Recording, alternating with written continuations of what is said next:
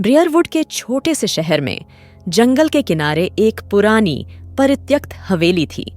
किंवदंती है कि हवेली में एक युवा महिला का भूत रहता था जिसकी अंदर दुखद मृत्यु हो गई थी।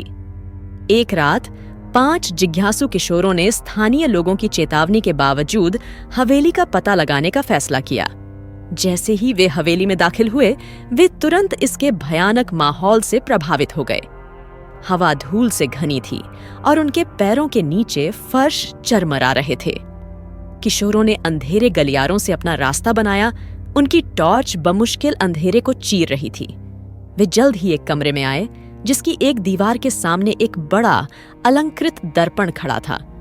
दर्पण धूल और गंदगी से ढका हुआ था, लेकिन फिर भी वह हल्की रोशनी में टिमटिमाता हुआ लग रहा था। किशोरों में से एक, एमिली नाम की एक लड़की, दर्पण के पास आई और कुछ धूल पोंछ दी। जैसे ही उसने ऐसा किया, उसने सोचा कि उसने प्रतिबिंब में कुछ हलचल देखी है। उसके पीछे एक छायादार आकृति खड़ी है। वह पीछे मुड़ी, लेकिन वहां कुछ भी नहीं था। घबराकर वह दर्पण से पीछे हट गई, लेकिन छायादार आकृति की छवि उसके दिमाग में बनी रही। उसकी बेचैनी को नजरअंदाज करते हुए किशोरों ने हवेली का पता लगाना जारी रखा। लेकिन जैसे जैसे वे एक कमरे से दूसरे कमरे में जाते गए, वे इस अहसास से बच नहीं पाते थे कि उन पर नजर रखी जा रही है।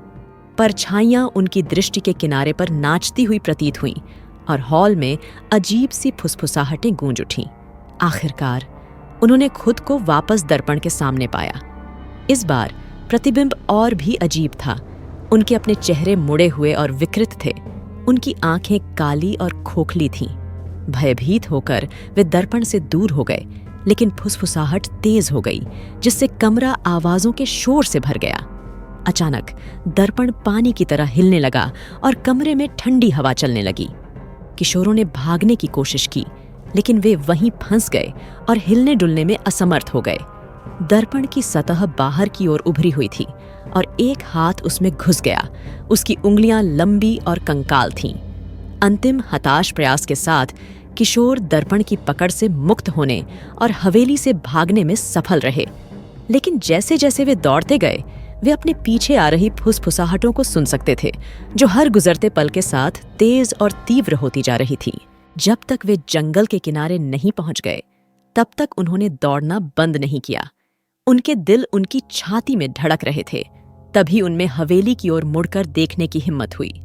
चंद्रमा की हल्की रोशनी में वे दर्पण को देख सकते थे, जो अभी भी अंधेरे में चमक रहा था, अभी भी अपने भयानक रहस्यों को फुसफुसा रहा था।